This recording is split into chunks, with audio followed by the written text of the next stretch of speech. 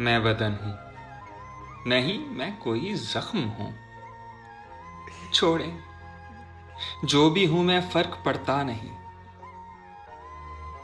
बात यूं है मैं पहले पहल एक बदन था, मगर 2 मिनट दीजिए।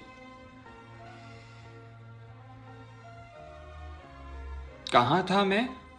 हाँ, मैं बदन हूं मगर चाकुओं, गोलियों, डंडों, लातों से और अपने सीने में पेवस्त होती हुई चंद जहरीली बातों से घायल बदन, जिसकी सूजी हुई खून आलूद आंखें फकत अपने जख्मों को गिनने पे मामूर हैं। सुबह से शाम तक, शाम से सुबह तक, बस यही काम है। मसला ये नहीं, मसला एक शातिर दिलासा है जो मेरे जख्मों की गिनती में दर आता है, मेरी आंखों को झूठी तसल्ली से बहकाता है और चला जाता है। 2 मिनट दीजिए। कहां था मैं?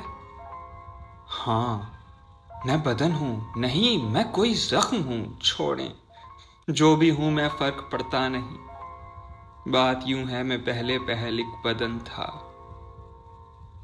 मगर